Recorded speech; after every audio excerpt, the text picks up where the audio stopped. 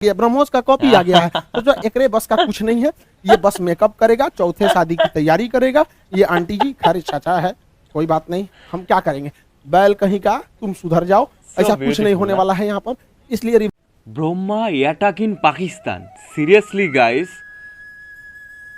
তো hey guys, নমস্কার, নমস্তে, আসসালামু আলাইকুম আর নবোধ্যায়। This is Setu and welcome to new reaction video. তো guys, I hope you are well and I so fine and take love from Bangladesh all the time.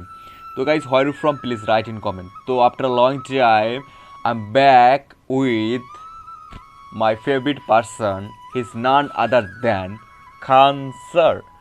তো খান স্যারকে আমি অনেক রেসপেক্ট করি, I love Khan sir seriously.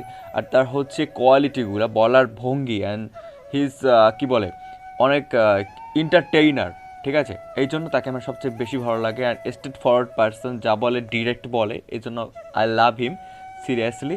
তো guys, video original video link in description, please go and check and visit and subscribe of his YouTube channel. তো অনেক অনেক excited for reacting this video.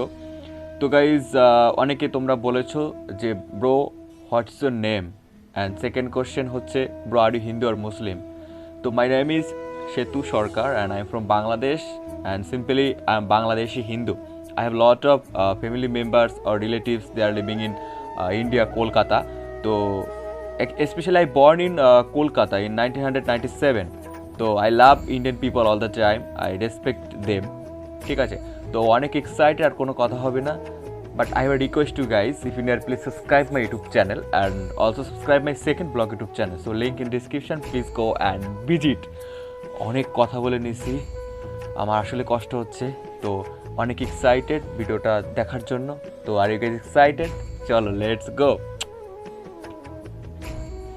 जय हिंद। पिछले एक हफ्ते से भारत की ब्रह्मोस मिसाइल पाकिस्तान में जाके हिट कर गई, और लोग का कहना है वो जानबूझ की या नहीं की, ये मैटर ही नहीं है। मैटर ये है कि हिट किया क्यों, इसको समझते हैं लोग। देखिए, पाकिस्तान में हमारे यहाँ से ब्रह्मोस मिसाइल जो थी फायर की गई, और वो पाकिस्तान में जाके गिर गई थी। और ये गिरी थी जब वहां पर, तो वो एक नॉर्मल से जगह पे गिरी थी जिसका नाम था मियां चानू। 9 मार्च को ये जाकर यहाँ पर हिट हो गई थी ब्रह्मोस मिसाइल। वहां 2-4 गो घर और था, किसी की मृत्यु नहीं हुई, लेकिन अंडर कंस्ट्रक्शन था, उड़ गया घरे दुआर यहाँ पर। वहां के लोग डर गए कि आखिर ये हुआ क्या है।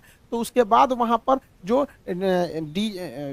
Inter service public relation officer होते हैं, ISPR, कहीं पे भी देखिएगा तो एक PR ऑफिसर होता है, PR पब्लिक रिलेशन। यही लोग सारे लोग पब्लिक से कांटेक्ट करते हैं। जैसे मीडिया वाले को पास भी एक पूरी की पूरी PR टीम होती है। अब किसी मीडिया वाले को मान के हमारा इंटरव्यू लेना है, खान सर का इंटरव्यू, तो उन लोग को क्या पता, वो अपने PR टीम को बोलेंगे कि खान सर का नंबर निकालो, बताओ कहाँ बात करना है। तो वो PR टीम ही काम करती है। तो हर डिपार्टमेंट का एक PR ऑफिसर होता है, पब्लिक रिलेशन ऑफिसर, वही बताता है क्या हो रहा है क्या नहीं हो रहा है, एक तरह का प्रवक्ता होता है। तो इन्होंने कहा कि हमारी टेरिटरी में एक पता नहीं अनआइडेंटिफाई कोई ऑब्जेक्ट घुस गया, 4 मिनट तक उड़ते रहा, प्रोजेक्टाइल था, वो आया गिर गया, किसी की जान माल की क्षति नहीं हुई है, हमने उसे पूरी रडार में ट्रैक किया, आके वो यहाँ पे गिर गया। ये इन लोग का स्टेटमेंट था। एक्चुअली में हुआ क्या था कि भारत से मिसाइल लॉन्च किया गया था, लेकिन ये दोनों देशों में विवाद न हो जाए, इसलिए भारत सरकार के पहले से एक समझौता है 1999 का। 21 फरवरी 1999 में अटल बिहारी वाजपेयी और नवाज शरीफ के बीच में एक लाहौर एग्रीमेंट साइन हुआ था, लाहौर डिक्लेरेशन। इसमें कहा गया था कि अगर दोनों सेनाओं की ओर से अगर कभी भी गलती से कोई मिसाइल या हमला हो जाता है, तो वो लोग हॉटलाइन पे बात करके इसका कंफर्मेशन कर देंगे कि जानबूझ के किया गया या गलती से हुआ है। इसकी अवगत करा दिया जाएगा। तो उसके लिए भारत की ओर से हॉटलाइन पे बात करके बता दिया गया पाकिस्तान को 2 दिन बाद कि भैया हमारी ओर से गलती से चला है। अब ये हॉटलाइन क्या होता है?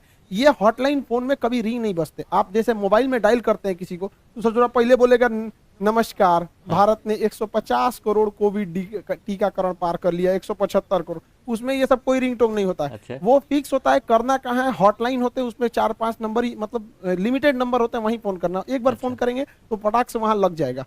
तो हमेशा इमरजेंसी में होता है। अगर हम कहीं किसी पे फोन पे बात कर रहे हैं और कोई नॉर्मल आदमी हमको कॉल करेगा तो उसको वेटिंग बता देगा, लेकिन अगर हॉटलाइन से कॉल करेगा तो जिससे हम बात कर रहे हो तो उसका फोन कट जाएगा और डायरेक्ट आ जाएगा मेरे पास आदेश। तो ये हॉटलाइन 2 देशों के बीच में होता है। मुख्यमंत्री जब कॉल करते हैं तो हॉटलाइन से कर सकते हैं, प्रधानमंत्री वगैरह। तो हॉटलाइन से भारत सरकार ने उन्हें बता दिया कि ऐसा ऐसा हुआ भेज है। कर शुरुआत में ये मामला दब गया था, लेकिन पाकिस्तान के लोगों को लगा कि उनकी तो मेरी बेइज्जती हो गई, किसी ने आया पूरा बजा के चला गया, इसकी जांच होनी चाहिए। अब ये भाई साहब ये कर रहे हैं कि इसकी जांच कराएंगे हम, कैसे मिसाइल आया और ऐसे हमारे देश के अंदर घुस गया 124 किलोमीटर। अब ये मामला लेके जाएंगे यूएनओ में सिक्योरिटी काउंसिल में उठाएंगे, रूस से कहेंगे, चाइना से कहेंगे, इस्लामिक ऑर्गेनाइजेशन के देशों से कहेंगे। इन लोग का कहना है कि यूएनओ तक में ये मामला उठेगा कि आखिर ये मिसाइल आया क्यों। ये गधा पाकिस्तान उसी चाल में फंस गया जिसमें हम इसे फंसाना चाहते थे। हम ये चाहते थे कि पाकिस्तान इस पर बवाल करे और ये मामला इंटरनेशनल हो, लेकिन इन गधों के यहाँ पता नहीं कोई इंटरनेशनल रिलेशन पढ़ाता भी है कि नहीं, इन गधों को कुछ नहीं पता,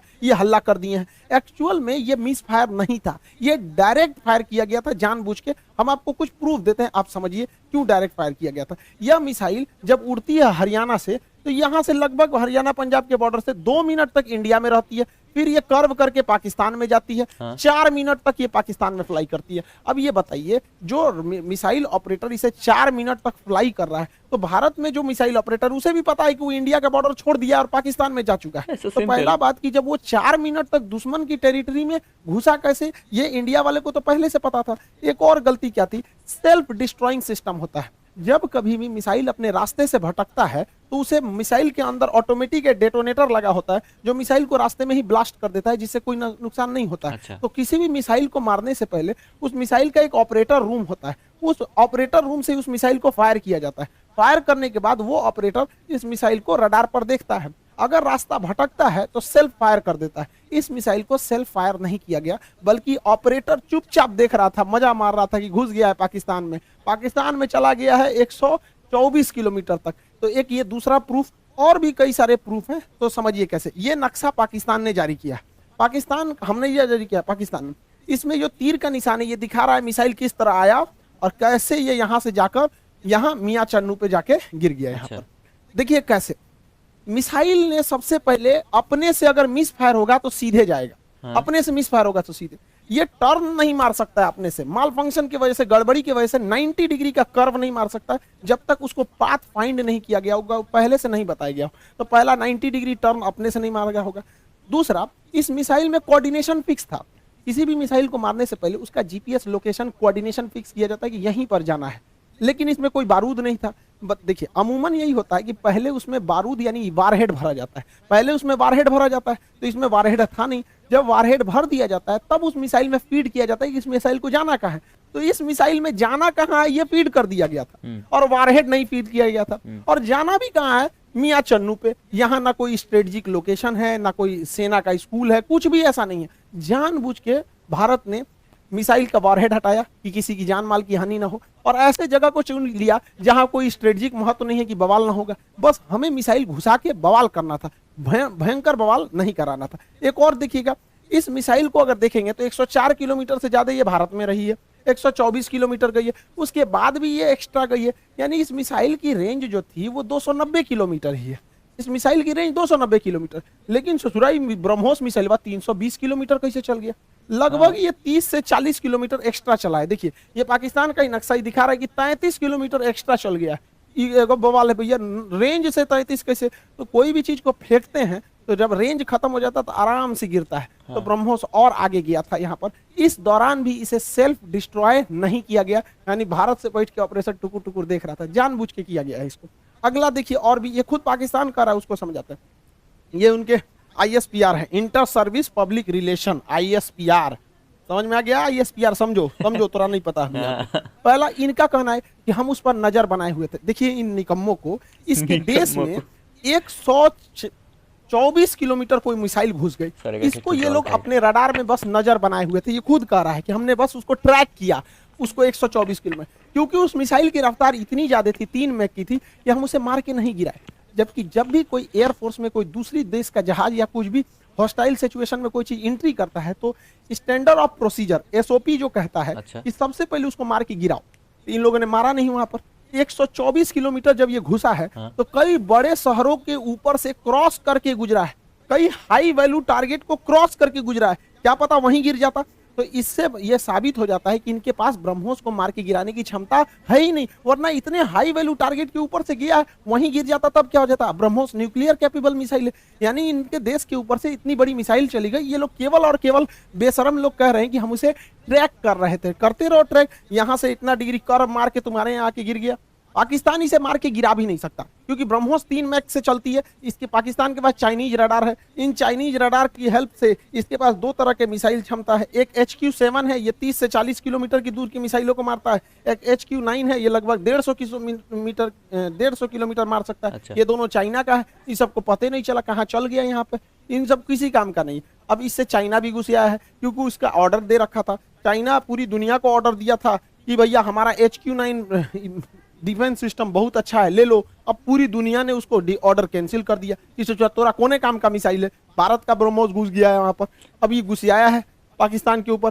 सोचा तो पाकिस्तान इसको कह रहा है तोरा मिसाइल फायर नहीं हुआ तो हम क्या करें। अब फिलीपीन ने ऑर्डर दे दिया था ब्रह्मोस को, अब वियतनाम भी कह रहा है हमको भी चाहिए, इंडोनेशिया कह रहा है हमको भी चाहिए, ताइवान कह रहा है हमको भी चाहिए। अब ब्रह्मोस एकदम जबरदस्त है यहाँ पर।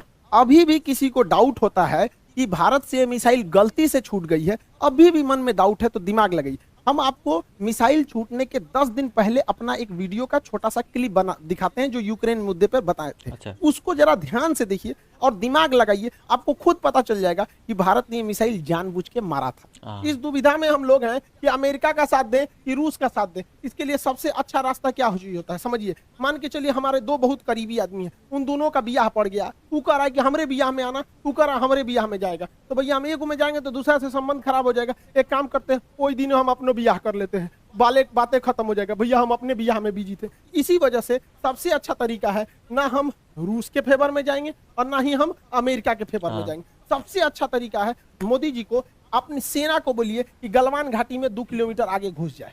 गलवान घाटी में जैसे 2 किलोमीटर आगे घुसेगी, लड़ाई तो करना नहीं है, उलझा के रखना है। 2 किलोमीटर जहां आगे घुसेगी उधर से चाइना वाले घुस जाएंगे, फिर वैसे ही स्टैंड ऑफ हो जाएगा। 2-3 महीना चलेगा, अमेरिका कहेगा ए बोलना रे रूस को, हम कुछ जी करें, हम तो खुदे लड़ रहे हैं चाइना से यहाँ पे, तो हमला दोनों शांत के शांत रहेगा। आपको क्या लगता है भारत को इधर उलझा देना चाहिए कि नहीं देना चाहिए? वरना आप मना करेंगे तो कोई ना कोई देश इस तरह से आपको कहेगा कि भैया हमारा साथ दो, उससे अच्छा हम खुद उलझे हुए हैं, बातें खत्म। अब समझ में आ गया, हम लोगों को इस इंटरनेशनल कचड़ा में नहीं पड़ना था कि रूस का साथ दे कि यूक्रेन का दे कि नाटो का कि अमेरिका का। इसलिए हम खुद बोले थे कि भारत को कहीं ना कहीं हमला कर देना चाहिए ताकि हम लोग खुद ही इंटरनेशनल प्रेशर से बच जाएं। आज पूरी दुनिया नहीं करिए कि आप हमें जेलेंस्की का साथ दीजिए, नाटो का साथ दीजिए, कुछ नहीं कर रहा है। अब हम लोग यूक्रेन मारने से हट गए हैं क्योंकि पाकिस्तान इसे इंटरनेशनलाइजेशन कर रहा है और हम लोग बच गए यहाँ पे। मोदी जी कभी कभी मेरी बात मान लेते हैं, मान लेते हैं कभी कभी, लेकिन कभी कभी बहुत बवाल के बाद मानते हैं। अभी देखिए पिछली बार रेलवे में पूरा बवाल हुआ, तब जाके उन्होंने अपना नोटिफिकेशन जारी किया, उसमें भी 2-4% इधर उधर करिए दिए हैं वहां पर भी रेलवे वाले में। और एयरफोर्स की वैकेंसी अभी रिजल्ट अभी तक रोक के रखे हैं। भैया ये एयरफोर्स वाले हैं, इन लोग को पढ़ा हम लोग बैठे हुए हैं, भेजिए, उड़ाए सब जहाज, मारे सब यहाँ पर। कितना लोग को हम लोग रोक के रखे यहाँ पर, तो कम से कम एयरफोर्स की तो रिजल्ट हुआ क्लियर करना चाहिए। मान जाते हैं मोदी जी बतिया, जैसे हमला करने वाला कैसे बोले 10 दिन में मान गए यहाँ पर, तो कभी कभी मानते हैं कभी कभी नहीं मानते। अब पाकिस्तान धमकी दे रहा है कि हम इस मिसाइल का रिवर्स इंजीनियरिंग कर देंगे। दूर बैल कहीं का रिवर्स इंजीनियरिंग करेंगे। जब भारत ने इतना स्ट्रेटजी बना के मारा था तो देखिए रिवर्स इंजीनियरिंग में जहाज का मेन चीज क्या होता है, उसका इंजन, पूरा इंजन तबाह हो गया, इंजन पूरी तरह तबाह हो गया। जो सीकर होता है, जो रडार होता है आगे, वो जहाज के अगवे लगा रहता है, वो थुथुर में पूरी तरह से उधिया गया है यहाँ पर। इसका जो सॉफ्टवेयर है, बिना सॉफ्टवेयर का जहाज उड़बे नहीं करता है, बिना सॉफ्टवेयर का मिसाइल नहीं उड़ सकता है, मोबाइल काम ही नहीं करता बिना सॉफ्टवेयर के। इनके सॉफ्टवेयर कहाँ है? तो अभी भी मिसाइल को देखिए, मिसाइल अपने से डिस्ट्रॉय नहीं हुई है, जानबूझ के इसे छोड़ा गया। तो पाकिस्तान कर रहा है, ये किस धातु का बना है ये हम पता कर लेंगे। रे ससुराल लोल, अगर तुम ये पता कर लेगा किस धातु का है तो तुम अभी तक बना चुका रहता कि किस धातु का है। धातु पता करके बता, इंटरनेट पे मिलता है, हमरा से पूछ लियो, आके हमसे पूछ लियो। केमिस्ट्री में जब मेटलर्जी चैप्टर पढ़ाएंगे ना, धातु कर्म चैप्टर पढ़ाएंगे, धातु शोधन, सांद्रण, निस्तापन, भंजन, वही बता देंगे मेटलर्जी में तुमको। ब्रह्मोस का खोजेंगे लोल कहीं का, कौन सी बचल है ब्रह्मोस में? कुछ नहीं मिलने वाला है। लेकिन हाँ, ये बवाल कहेगा हमने ब्रह्मोस का कॉपी बना लिया, अमेरिका के टॉमहॉक का हमने कॉपी किया था, हमने कॉपी बना लिया। ऐसा कुछ कॉपी नहीं बना पाएंगे क्योंकि बहुत ही टफ इंजीनियरिंग होती है इसके अंदर। आपका आगे का जो रैमजेट इंजन है ये बर्बाद हो चुका है, फ्यूल सिस्टम बर्बाद हो चुका है, प्रोपल्सन सिस्टम बर्बाद हो चुका है, नेविगेशन सिस्टम बर्बाद हो चुका है। खाली खोपड़िया मिलेगा तो ये बना लेंगे मिसाइल यहाँ पर। गुलेल बनाना है, देख के बना लेंगे, लोल कहीं के यहाँ पर मिसाइल बना लेंगे। और तुम बना, भारत के पास पहले मिसाइल बनाने के बाद परीक्षण केंद्र जो था वो पोखरन में था, यहाँ परीक्षण करते थे, चांदीपुर में परीक्षण करते थे, व्हीलर द्वीप जिसका नाम कलाम द्वीप है उड़ीसा का, इसे करते थे। फिर नया जो था कर्नाटक के चित्रदुर्ग में परीक्षण करते थे। 4 जगह हम लोग का परीक्षण केंद्र था। अभी नया नया 5वां परीक्षण केंद्र खुल गया है पाकिस्तान। अब हम लोग हमेशा कभी कभी इधर परीक्षण करते रहेंगे ब्रह्मोस वगैरह का। और पाकिस्तान का नया सरदर जो है ब्रह्मोस जो है वो नेवी से तो मार ही सकता है, एयरफोर्स से मार ही सकता है, जमीन वाला तो अभी मार के गया है। इसका नया खतरनाक वर्जन ब्रह्मोस 2 आ रहा है जो 800 किलोमीटर मारेगा। यानी पाकिस्तान में बैठे बैठे पाकिस्तान हेल के, अफगानिस्तान है के, कजाकिस्तान चल जाएगा वहां पर। ब्रह्मोस 2 आ रहा है, इसका बाप है ये ब्रह्मोस का। अभी इसी से नहीं लड़ पाए तो दादा आ रहा है। अच्छा। दूसरा ब्रह्मोस NG आ रहा है, बहुत हल्का रहेगा और बहुत दूर तक मारेगा। तो तुम ससुरे, एक तो तुम्हारे बाप के बस की बात है नहीं रिवर्स इंजीनियरिंग, क्योंकि बचा ही कहाँ है। अगर उस तरह से देखिएगा तो हम तो वियतनाम को, फिलीपीन को बेचे हैं, वही बना ले रिवर्स इंजीनियरिंग। रिवर्स इंजीनियरिंग इतना आसान है तो हम लोग राफेल खरीद के लाए हैं, नहीं बन जाएगा। और तुम्हारा रिवर्स इंजीनियरिंग इतना तगड़ा है तो चाहे अमेरिका से तुम F-16 जहाज खरीदे हो, तुम उसको 20 साल से उड़ा रहे हो, अब बैल आज तक तुम अपने जहाज J-17 का एक तो इंजन नहीं बना पाए, कौन सी रिवर्स इंजीनियरिंग करते हो? मनोवैज्ञानिक दबाव बनाओगे कि हमारे पास ब्रह्मोस 2 आ गया, ब्रह्मोस का कॉपी आ गया है, तो जो एकरे बस का कुछ नहीं है। ये बस मेकअप करेगा, चौथे शादी की तैयारी करेगा। ये आंटी जी खैर चाचा है, कोई बात नहीं, हम क्या करेंगे। बैल कहीं का, तुम सुधर जाओ, ऐसा कुछ नहीं होने वाला है यहाँ पर। इसलिए रिवर्स इंजीनियरिंग नहीं हो पाएगी। इसको 1 साल से हम समझा रहे हैं, नहीं समझ पा रहे हैं यहाँ पर। इससे कोई रिवर्स इंजीनियरिंग नहीं होगी। अब आप समझ गए होंगे, भारत ने जानबूझ के मारा था यहाँ पर ब्रह्मोस। इसी बहाने ब्रह्मोस का सक्सेस भी हो गया, डिमांड भी बढ़ गया। और आप लोग का जो बैच था इकोनॉमिक्स था, लगभग इसमें एडमिशन क्लोज हो चुके होंगे इकोनॉमिक्स में, क्योंकि सर्वर में जगह नहीं है। LDC वाला बैच है, इसमें GS भी है, मैथ भी, रीजनिंग भी, इंग्लिश भी। SSC CHSL का है, उसका टारगेट बैच स्टार्ट हो चुका है आप लोग के लिए बहुत जल्दी। अभी आप उसको ऑनलाइन देख सकते हैं। मैथ का क्लास भी PK सर स्टार्ट कर दिए, पूरा फाउंडेशन से एकदम लो फी रखा गया है। वैसे बच्चों के लिए जो हाई फी नहीं दे सकते हैं, अभी वो 10 दिन क्लास ऐसे करके देख सकते हैं उसको, एकदम नॉमिनल है। जो मतलब हमारा तो पूरा उद्देश्य ही रहता है कि गरीब से गरीब तक को शिक्षा दी जा सके। आई होप आप पूरा इंसिडेंट्स को समझे होंगे। जिन बच्चों को एडमिशन लेना होगा वो ले लेंगे। मिलेंगे नेक्स्ट क्लास में। जय हिंद। जय हिंद। তো গাইজ ফাইনালি বিষয়ে বুঝতে পারলাম যে হচ্ছে আসলে এটা একটা হচ্ছে টেস্ট ছিল। তো অল্প কিছু একটা মানে পাকিস্তানের অল্প জায়গায় একটা তেমন কোনো সমস্যা হয়নি, কোনো মানুষও মারা যায়নি, বাট সেটাকে হয় তিলে তাল করে ফেলছে, বড় করে বিষয়টা বানাইছে যে ঠিক আছে এই অ্যাটাক করছে অ্যাটাক করছে অ্যাটাক করছে। যাই হোক, বিষয়টা বুঝতে পারলাম আসলে অ্যাটাক হয়নি। তো এটা খুব পাওয়ারফুল। আর এখন এটা তো অনেক পুরনো ভিডিও, এখন তো আরও আপডেট চলে আসছে যে ভালো ভালো মিসাইল দেখলাম হচ্ছে অগ্নি 5, তারপরে অগ্নি P আপকামিং আসতেছে, অগ্নি 6, মানে ভাই খেলা হবে। তো গাইস কেমন লাগলো ভিডিওটা অবশ্যই কমেন্ট করে জানাও। আর if you never please subscribe my YouTube channel and also subscribe my second blog YouTube channel. তো এতক্ষণ আমার সাথে থেকেছো তার জন্য ধন্যবাদ। আর লাস্ট পর্যন্ত কে কে ভিডিও দেখেছো অবশ্যই কমেন্ট করে জানাও। তো বহুত সারা প্যার from Bangladesh. I'm just trying to speak Hindi. তো নমস্কার, নমস্তে, আসসালামু আলাইকুম, নবদ্বীপ। দেখা হচ্ছে নতুন কোনো রিয়াকশন। ততক্ষণ ভালো থাকবেন, বি সেফ, বি কেয়ারফুল।